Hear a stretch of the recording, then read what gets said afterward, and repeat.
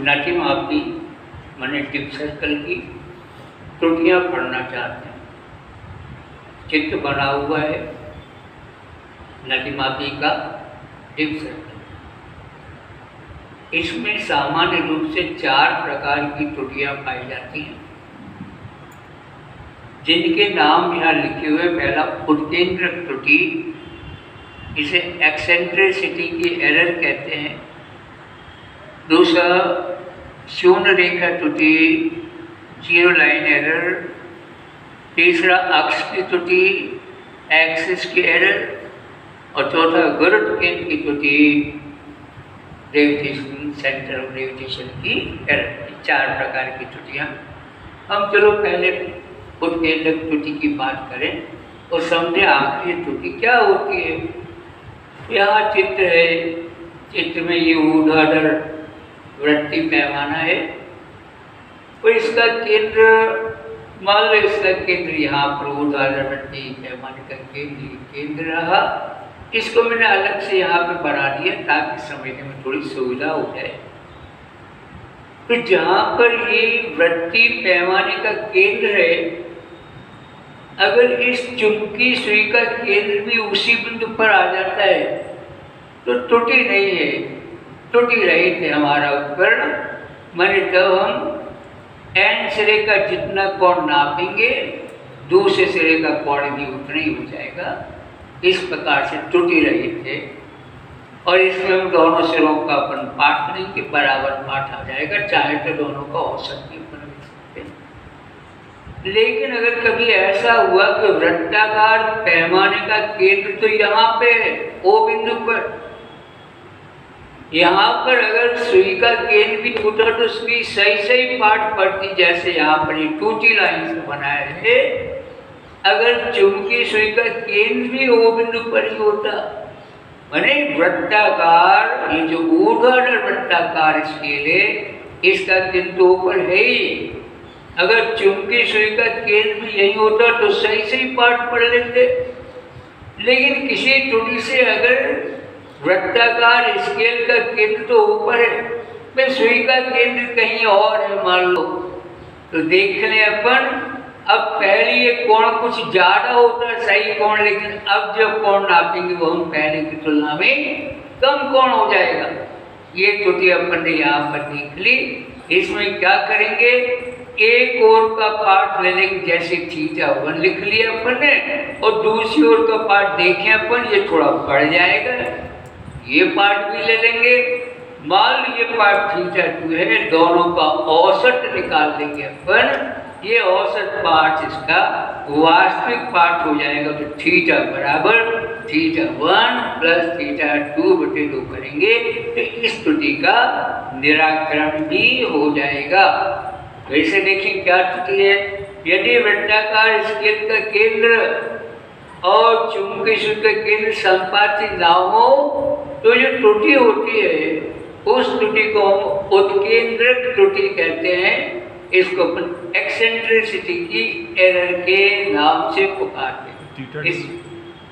इसमें क्या होगा, ये यहाँ पर ये कोण थोड़ा कम हो जाएगा, ये कोण थोड़ा ज्यादा हो जाएगा। दोनों को जोड़ के हम 2 का भाग लगा देंगे, औसत आ जाएगा। औसत पार्ट θ बराबर θ1 प्लस θ2/2। ये पहली त्रुटि की हमने बात कर। अब हम बात करते हैं शून्य रेखा त्रुटि की बात करते हैं। मैं अलग से चित्र बनाऊं ताकि आपको मेरी बात बेहतर समझ में आ सके। ये मैंने बनाया ऊर्ध्वाधर वृत्ताकार स्केल है, जिसकी शून्य रेखा बना दी मैंने। शून्य रेखा है, 0 डिग्री इधर पड़ रही, 0 डिग्री इधर पड़ रही। 0 रेखा ये क्षैतिज हो गई और ये 90 डिग्री वाली ऊर्ध्वाधर हो जाएगी अगर अपन देखें तो। अगर ये 0 रेखा बिल्कुल क्षैतिज है तो हम जो पाठ पढ़ेंगे वो पाठ बिल्कुल सही पाठ आएगा। ये चुंबकीय सुई है जिसको हमने NS से प्रदर्शित किया, ये पाठ बिल्कुल सही आ जाएगा। कब, अगर 0 रेखा पृथ्वी के तल के ठीक समांतर ठीक क्षैतिज है तो दोनों तरफ के पाठ ले लेंगे हम। ये पाठ बिल्कुल सही पाठ है। लेकिन कभी मान लो ये जो निशान 0 0 यहाँ की जगह पे तिरछे में लग गए, मान लो यहाँ पर 0 डिग्री है और यहाँ पर 0 डिग्री ऐसे तिरछे में निशान लग गए, तो देख ले पर मैं इनको टूटी रेखा से मिला के और स्पर्श करने का प्रयास करता हूँ। ये अपन ने ले ली, ये शून्य शून्य रेखा की त्रुटि हो गई। आमतौर पर क्या होता है, ऊर्ध्वाधर वृत्तीय स्केल पीतल का होता है, उसको मैं निशान चिन्ह बना देता। बाई चांस अगर थोड़े तिरछे चिन्ह बन गए, कभी कभी ऊर्ध्वाधर वृत्तीय स्केल के ऊपर कागज चिपका देते, उसमें निशान बने होते, अगर थोड़ा आड़ा तिरछा चिपक जाएगा तो शून्य शून्य रेखा ठीक से क्षैतिज नहीं हो पाती। तो अगर शून्य शून्य रेखा ठीक क्षैतिज है, जैसे यहाँ पर प्रदर्शित किया हुआ है, चलो मैं सही स्थिति को ए बी से प्रदर्शित करे देता हूँ, ये तो सही है। लेकिन अगर थोड़ी तिरछी हो गई है, इसका नाम है ए डैश बी डैश रख लेता हूँ। अब पाठ पढ़ेंगे तो पाठ गलत आएगा। हम तो 0 से पढ़ना शुरू करते हैं, हमें थोड़ी पता कि 0 है। स्केल पे जहाँ बना हुआ है चिन्ह 0 का, हम तो वहां से पाठ पढ़ना शुरू कर देते। ये पाठ पढ़ेंगे तो कम आएगा, माने गलत पाठ आएगा। वास्तविक पाठ यहाँ से यहाँ तक का होना था, जो थोड़ा ज्यादा होता, लेकिन शून्य तो यहाँ बना हुआ है, यहाँ बना हुआ है बी डैश पॉइंट पर, तो क्या होगा, अब ये जो पाठ हम पढ़ेंगे 0 से यहाँ तक, तो ये दोषपूर्ण पाठ आ जाएगा। चलो जो भी पाठ हम ले लेंगे, ये पाठ मान लो θ1 है और यहाँ का जो पाठ है मान लो θ2, ये दोनों पाठ हमने नोट कर ली। अब क्या करेंगे अपन, ये जो नमन वृत्त है इसको हम ठीक 180 डिग्री से घुमा दें। इसको ठीक 180 से घुमा दिया हमने। 180 से घुमाएंगे तो देखिए पर क्या आने वाला है। यहाँ बोर्ड पर मैंने फिर से चित्र बनाया है, वही नमन वृत्त है और 0 0 रेखा कहीं पर यहाँ पर थी। 180 से घुमा देंगे हम, ये बी वाला बिंदु बी डैश वाला बिंदु यहाँ पर आ जाएगा, ये बी डैश लिख दिया मैंने, और ए डैश वाला बिंदु ये यहाँ पहुँच जाए। ऐसे घुमाया अपने, ऐसे घुमा दिया, बी डैश इधर आ जाएगा, ए डैश इधर नीचे आ जाएगा, ये बी डैश यहाँ पर आ जाएगा, बी डैश बना रहा हूँ, ये बी डैश हो जाएगा और ए डैश थोड़ा सा इस साइड में, ये यहाँ पर ए डैश इस प्रकार से आ जाएगा। ये स्केल की बात है। और चुंबकीय से तो उत्तर दक्षिण वाली उत्तर दक्षिण में रुकेगी। हम देख रहे पहले भी हमने पाठ लिया था, अब फिर पाठ पढ़ लेते। ये θ3 पाठ है, ये मान लो θ4 पाठ है। चारों पाठों को जोड़कर हम उनका औसत निकालेंगे, θ1 प्लस θ2 प्लस θ3 प्लस θ4/4 करेंगे, औसत पाठ आ जाएगा। इस प्रकार से शून्य रेखा की त्रुटि का निराकरण हो जाता है। फिर से एक बात देखिए अपन इस बात को, मैंने कहा ये क्षैतिज रेखा है 0 0, अगर ठीक क्षैतिज है तो हम सही पाठ पढ़ रहे। कभी कभी चिन्ह अगर थोड़े तिरछे में बन गए तो 0 0 होना तो यहाँ ए बी पर था, लेकिन तिरछे में चिन्ह बन गए, एक 0 ए डैश पर, दूसरा 0 बी डैश पर, तब तो पाठ गलत आ जाएगा। इस पाठ को हमको सही करना है, तो हम क्या करें, जो भी पाठ आए θ1 θ2 ये दोनों हमने नोट कर ली। अब क्या करेंगे, इसको ठीक ऐसे घुमा देंगे, 180 घुमाएंगे तो बी डैश चल के इधर आ जाएगा, देखो बी डैश इधर आ गया, और ए डैश चल के इधर नीचे, ए डैश इधर पहुंच जाएगा। अब क्या करें, फिर से दोनों सिरों के पाठ ले लिए हमने, ये θ3 θ4 हो गए। इन चारों का जोड़ के औसत निकाल देंगे, θ1 प्लस θ2 प्लस θ4/4, ऐसा करेंगे हम तो औसत पाठ हमको ज्ञात हो जाएगा। ठीक है, ये हमने 2 त्रुटियां देख ली, शून्य शून्य रेखा त्रुटि और उत्कीर्ण। अब अक्ष की त्रुटि देखिए, बड़ी इंटरेस्टिंग त्रुटि है। बड़ी बातें, छोटी छोटी बातें हैं, लेकिन बड़े अच्छे से आना चाहिए ताकि विषय के बारे में थोड़ा सटीक और गहरा ज्ञान हो। अक्ष की त्रुटि विचार करें अपन। मैं यहाँ चुंबकीय सुई बना रहा हूँ, थोड़ी आकृति की बड़ी बनाऊं ताकि आपको देखने में सुविधा हो सके। ये चुंबकी सुई है। कौन सी? ये जो चुंबकी सुई यहाँ रखी है, इसके ही मैंने चित्र बनाया, यहाँ पे बड़े में बना दिया। और इसका हम मान लो एन ध्रुव यहाँ पर है और मान लो एस ध्रुव यहाँ पर है। इन दोनों को मिलाएंगे तो ये चुंबकीय अक्ष कहलाता है। एन ध्रुव और एस ध्रुव को मिलाने वाली जो रेखा ये चुंबकीय अक्ष के नाम से जानी जाती, मैग्नेटिक एक्सिस कहलाती, चुंबकीय और अक्ष के नाम से पुकारी जाती। अब ज्यामितिक अक्ष देखें, ये मैंने जोड़ दिया, इनको चतुर्भुज बन जाएगा। ये जोड़ दिया, ये चतुर्भुज मैंने आयत बन गया। और इनकी ये जो मध्य बिंदु है, कौन सी? चौड़ाई वाली रेखाओं की मध्य बिंदु, इनको मिला के जो हम अक्ष बनाएंगे वो ज्यामितिक अक्ष कहलाता है। ज्यामितिक अक्ष। अब देखना, ये जो चित्र बना है इसमें वही तो चुंबकीय अक्ष है, वही ज्यामितिक अक्ष है। अगर ऐसा होता तो हमारी सुई सही है। अगर चुंबकीय अक्ष भी वही है, ज्यामितिक अक्ष भी वही है, तो चुंबक से हमारी सही है। लेकिन कभी क्या हुआ, मान लो चुंबक बनाते समय कोई त्रुटि हो गई और एन ध्रुव यहाँ पे बन गया और एस ध्रुव मान लो यहाँ बन गया, तो ज्यामितिक अक्ष ये है, लेकिन अब चुंबकीय अक्ष तो बदल जाएगा। चुंबकीय अक्ष कौन सा? एन और एस को मिलाएंगे अपन इस प्रकार से।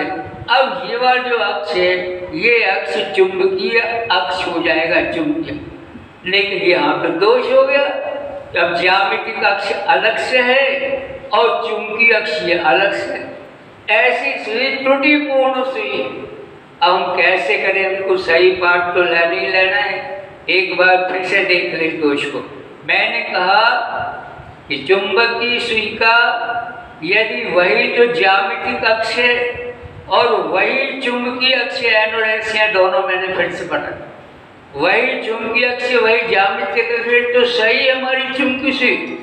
लेकिन अगर ऐसा नहीं हुआ, ऐसा अगर नहीं हुआ, चुंबकीय सुई कहीं और है, चुंबकीय अक्ष कहीं और है, ज्यामितिक अक्ष कहीं और है।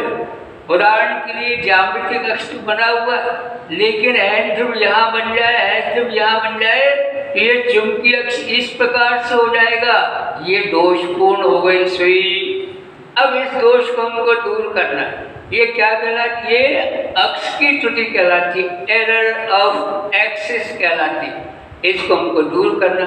इसमें क्या है? ये जो चुंबकीय सुई है यहाँ पे, ये यहाँ रखी चुंबकी, इसको अपन ऐसे हाथ से उठा लो। उठा के क्या करें? जैसे चुंबकीय सुई ऐसे रखी थी यहाँ पे, ऐसे इसको हाथ से उठा लिया अपन ने और इसको ऐसे पलट के फिर रख दिया वहां पे। तो ऐसा करने से क्या होगा? ये एन और एस पहले इस प्रकार से थे, अब जब इस सुई को हमने पलट दिया है तो एस कहाँ आ जाएगा? स्वाभाविक बात है, एन यहाँ पहुंच जाएगा, एस यहाँ पहुंच जाएगा। अब ये इस प्रकार से एन और एस को मिलाने वाली रेखा मैंने चुंबकीय अक्ष इस प्रकार से है। तो एक तो हम यहाँ पे रखा, ये हमने चुंबकीय सुई रख के इससे ले ली पाठ। दूसरे में क्या किया? यहीं पे हमने उठाया, इसको उठा लिया और इसको ऐसे पलट के फिर रख दिया। यहाँ 4 पार्ट आ जाएंगे। पहले पार्ट दोनों सिरों के और फिर इसको यहीं पलट के रख दिया। 2 पार्ट और आ जाएंगे, कुल 4 पार्ट। चारों पार्टों का औसत निकालेंगे। थीटा बराबर θ1 प्लस θ2 प्लस θ4/4 ऐसा करेंगे हम, तो अक्ष की त्रुटि दूर हो जाएगी। गुरुत्व केंद्र की त्रुटि देखना चाहते हैं? बड़ी इंटरेस्टिंग त्रुटि है गुरुत्व केंद्र की त्रुटि। मैं एक उदाहरण से समझाऊं। मेरे हाथ में मार्कर है और ये इसका मैंने बैलेंस कर दिया। ये गुरुत्व केंद्र है जिसमें बैलेंस हो जाते हैं गुरुत्व केंद्र, इसे सेंटर ऑफ ग्रेविटी कहते हैं। अगर एक साइड में भार बढ़ जाए यहाँ पे तो गुरुत्व केंद्र वहाँ नहीं रहेगा, बदल जाएगा। इसमें देखिए आप नीचे गिर रहा है गुरुत्व केंद्र पर। ये बात यहाँ पर चुंबकीय सुई में अलग से फिर से वही चित्र बनाऊं ये चुंबकीय सुई ले ली, थोड़ी बड़ी सुई बना दी है ताकि देखने में सुविधा हो जाए, समझने में आसानी हो जाए। और इसका एक केंद्र है और यही अगर गुरुत्व केंद्र तो सही है हमारी चुंबकीय सुई। लेकिन भाई में कुछ हुआ कि यहाँ पर केंद्र तो यहाँ बाहर इस साइड में ज्यादा, माने गुरुत्व केंद्र अगर यहाँ पे ये केंद्र हो ले, गुरुत्व केंद्र को जी लिखती है सेंटर ऑफ ग्रेविटी, तो ये थोड़ा नीचे झुक जाएगी बाहर की वजह से, और अब रीडिंग जो जितनी सही आनी थी वो सही रीडिंग नहीं आई। फिर से देखने पर सही चुंबकीय सुई कब है, जहाँ उसका केंद्र है वहीं उसका गुरुत्व केंद्र है, तो दोनों सिरों के पार्ट बिल्कुल सही से आएंगे। लेकिन एक साइड में भार बढ़ जाए, माने गुरुत्व केंद्र एक और खिसका है नीचे, तो क्या होगा, ये जो सिरा नीचे झुक जाएगा, ये थोड़ा ऊपर चला जाएगा, और तो हम अगर रीडिंग लेंगे तो दोषपूर्ण रीडिंग आएगी। उसको सही कैसे करें, तो ऐसे करें, जो भी रीडिंग आई है गुरुत्व केंद्र यहाँ पर है, गलत आई रीडिंग कोई बात नहीं, हमने गलत रीडिंग भी लिख ली। मान लो एक सिरे का पार्ट थीटा बनाया और दूसरे सिरे का पार्ट पड़ा हमने, मान लो थीटा 2 आया, दोनों हमने नोट कर लिया। अब चुंबकीय सुई को गर्म किया हमने और इसको विचुंबित कर दिया, इसका चुंबकन खत्म कर दिया हमने। और ऐसा करने के बाद क्या करें, मालूम पहले यहाँ गुरुत्व केंद्र था, इस प्रकार से झुक गई थी सुई, इसको हमने गर्म कर दिया, गर्म करके विचुंबित कर दिया। पहले एन और एस इस प्रकार से थे, अब विचुंबित करके हमने फिर चुंबित करा, लेकिन उल्टा कर दिया चुंबित। कैसे कर दिया, इसको हमने एंथ बना दिया, इसको अपन ने एंथ बना दिया, तो सुई उल्टी हो जाएगी। उल्टी हो जाएगी माने गुरुत्व केंद्र वाला जो भाग है ये कहाँ पहुंच जाएगा, बिल्कुल स्पष्ट बात है, ऊपर यहाँ पहुंच जाएगा, गुरुत्व केंद्र यहाँ पहुंच जाएगा, ये केंद्र। अब ये जो सुई है ये थोड़ी नीचे झुक जाएगी, पहले यहाँ गुरुत्व केंद्र था, ये भाग नीचे झुका था, हमने दोनों पार्ट पढ़ लिए। अब गुरुत्व केंद्र यहाँ पहुंच गया, उल्टी दिशा में चुंबित कर देने से ये इधर झुक जाएगी, माने इस सिरे का पार्ट बढ़ जाएगा। हम चारों पार्ट लेके चारों का औसत निकालेंगे, इस प्रकार से गुरुत्व केंद्र की त्रुटि दूर हो जाएगी। ये बात फिर से हम देख लें, ये सही चुंबकीय सुई है, इसका केंद्र भी वही है, गुरुत्व केंद्र भी वही। लेकिन अगर गुरुत्व केंद्र यहाँ आ जाए तो क्या होगा, भार की वजह से थोड़ी नीचे झुक जाएगी, ये पार्ट भी गलत हो जाएंगे, भले हम पढ़ लेंगे इसको भी, ये भी गलत हो जाएगा, इसे पढ़। अब उल्टी दिशा में चुंबित कर दिया हमने, तो गुरुत्व केंद्र यहाँ पर उल्टी हो जाएगी, सुई गुरुत्व केंद्र ऊपर हो जाएगा। अब की बार क्या होगा, अब ये भुजा थोड़ी नीचे चली जाएगी, ये भुजा थोड़ी ऊपर हो जाएगी। हम चारों पार्ट नोट करके चारों का औसत निकालेंगे। ये इस प्रकार से गुरुत्व केंद्र की त्रुटि का निराकरण हो जाए। से कुल मिलाकर चारों त्रुटियों में अधिकतम 16 पार्ट हमको प्राप्त होंगे। 16 पार्ट को जोड़कर 16 का भाग देंगे तो औसत पार्ट आ जाएगा। वो औसत पार्ट वही नमन कोण कहलाएगा, जिसे हम एंगल ऑफ डिप के नाम से पुकारेंगे। ये नमन वृत्त की त्रुटियों की बात हमने करी है। और भली त्रुटियां हो या ना हो, हमको तो 16 पार्ट लेने चाहिए कि पता नहीं त्रुटियां हैं कि नहीं तो भी 16 पार्ट ले लेने चाहिए। पता नहीं कौन सी त्रुटि हो कौन सी ना हो, सामने देखने से तो पता नहीं चल रहा कि है कि नहीं है। इसलिए हमको हर बार जब प्रयोग करें, हर बार हमको ये पार्ट 16 पार्ट लेना चाहिए और 16 का औसत निकाल के हमको और नमन कोण ज्ञात करना चाहिए। 16 पार्टों में जो औसत होगा वही कोण नमन कोण होगा, एंगल ऑफ डिप होगा। ये हमने नमन कोण की बात करी। अब थोड़ा देखें, कुछ बात और देख लें अपन। एक पद होता है चुंबकीय तूफान। चुंबकीय तूफान, मैग्नेटिक स्टॉर्म जिसे हम कहेंगे, चुंबकीय तूफान। कभी कभी क्या होता है कि पृथ्वी के जो चुंबकीय तत्व हैं, चुंबकीय तत्व कौन कौन से चुंबकीय तत्व है, क्यों भाई, दिक्पात कोण और दूसरा नमन कोण, जिसे नदी कोण भी कहते हैं, और पृथ्वी की क्षैतिज चुंबकीय तीव्रता, क्षैतिज चुंबकीय तीव्रता जिसे हम B से प्रदर्शित करते हैं। ये तीनों जो पद है ये चुंबकीय अवयव कहलाते, पृथ्वी के एलिमेंट्स कहते, मैग्नेटिक एलिमेंट्स कहलाते, चुंबकीय अवयव कहलाते। तो ये सामान्य रूप से प्रतिदिन बदलते हैं, ये वार्षिक रूप से ही परिवर्तन होता है, दीर्घकालीन परिवर्तन भी होता है। लेकिन कभी कभी यकायक एकदम इनके मान में एकाएक और अनियमित परिवर्तन हो जाता है। इस घटना को चुंबकीय तूफान के नाम से कहते हैं। मैंने कहा ये तीन जो लिखे हुए हैं ये चुंबकीय अवयव कहलाते हैं। और कभी कभी क्या होता है कि ये चुंबकीय अवयव है, इनमें एकदम यकायक बहुत भारी और अनियमित परिवर्तन हो जाता है। इस घटना को चुंबकीय तूफान कहते हैं। और ये ऐसे अनियमित होते हैं कि यहाँ पर रेडियो के प्रसारण की जो तरंगें होती हैं उनमें बाधा उत्पन्न होने लग जाती है। इतने जबरदस्त चीज है, इनमें परिवर्तन होता है। इस घटना को हम इस नाम से चुंबकीय तूफान के नाम से पुकारते हैं। और ये कब होता है? जब पुच्छल तारा दिखाई देता है, या जब ज्वालामुखी फूटता है, या जब सूर्य में काले धब्बे दिखाई देते हैं, जिन्हें सौर कलंक के नाम से पुकारते हैं।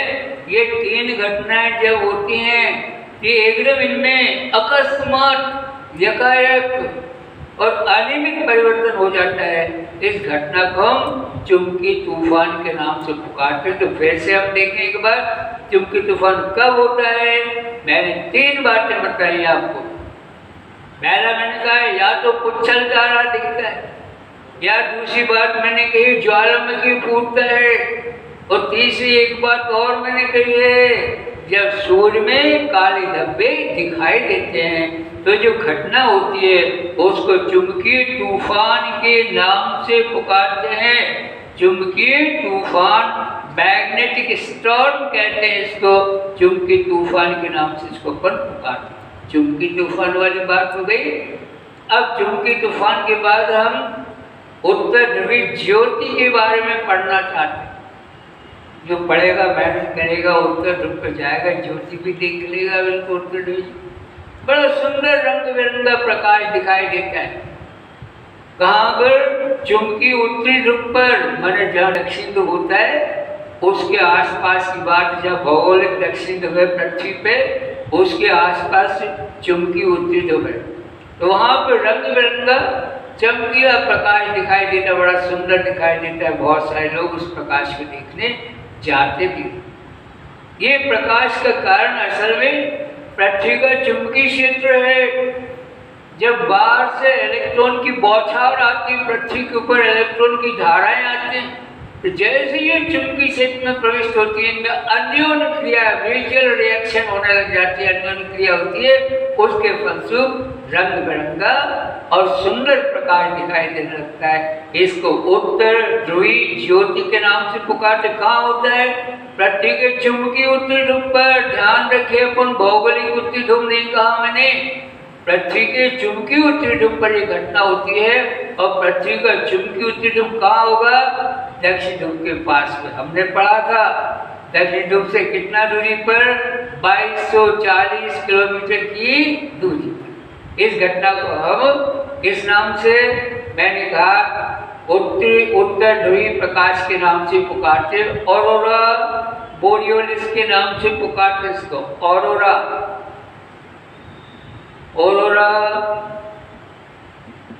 बोरियोलिस के नाम से इसको अपन पुकारते हैं, है ना। उत्तर ध्रुवी प्रकाश या इसको ऑरोरा बोरियोलिस के नाम से पुकारते हैं। ये हमने उत्तर ध्रुवी ज्योति के बारे में पढ़ लिया। कुछ बातें और देखने अपन, इसमें कुछ रेखाएं होती हैं जिनको हम समदिक्पाती रेखा कहते हैं। कुछ चुंबकीय रेखाओं की बात करें, समदिक्पाती रेखाएं। अब ये कौन सी होती? पृथ्वी पर वे बिंदु जहां पर दिक्पात कोण समान होते हैं, समदिक्पाती रेखाएं रेखा कहलाने लगती। सिंपल बात है, नाम से क्लियर है। पृथ्वी के जिन बिंदुओं पर दिक्पात कोण के मान समान होते हैं उनको मिलाने वाली रेखा को समदिक्पाती रेखा के नाम से पुकारते हैं। दूसरा शून्य दिक्पाती रेखा। अब तो ना भी बताएं तो आप बता देंगे मुझे। शून्य दिक्पाती रेखाएं किन्हें कहेंगे?